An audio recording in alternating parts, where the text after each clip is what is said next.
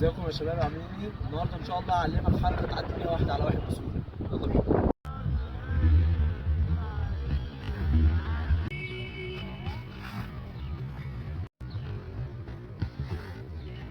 بص يا رجاله، فكره الحركه دي ان هي مش هينفع تتعمل من الحركه، يعني انت دلوقتي وانت بتعمل الاداء بتاع الحركه دي مش هينفع تعملها وانت بتجري بسرعه. لازم المسافه بينك وبين الراجل تبقى قريبه شويه. يعني في حركات بتتعمل تقدر اعملها وانا بتحركه، وفي حركه تعملها من الثبات. انت تبقى داخل على الراجل اهو، الراجل المسافه بيني وبينه اهي، تمام؟ ارجع ورا شويه كده، المسافه بيني وبين الراجل اهو، دخلت عليه داخل بطيء، عملت الفنت بتاعي. الخطوه دي بتعمل من حركتين بس هي ليها اداء معين. اول حاجه هتزق الكره بوش رجلك الخارجي. انت هتودي الكوره الحركه دي مثلا لو انت ايمن هتجيبها يمين شمال، ولو انت اشول هتجيبها شمال يمين. فالفكره فيها ايه دلوقتي؟ ان انا ازق اول خطوه ازقها بوش رجلي ايه؟ خارجي، تمام؟ وبعدين لما تجيبها بالداخلي الاثنين مع بعض، يعني انت مش هتعمل كده وبعدين هتعمل كده، لا، انت دلوقتي هتاخد الحركه من مره واحده، يعني اثنين في واحد.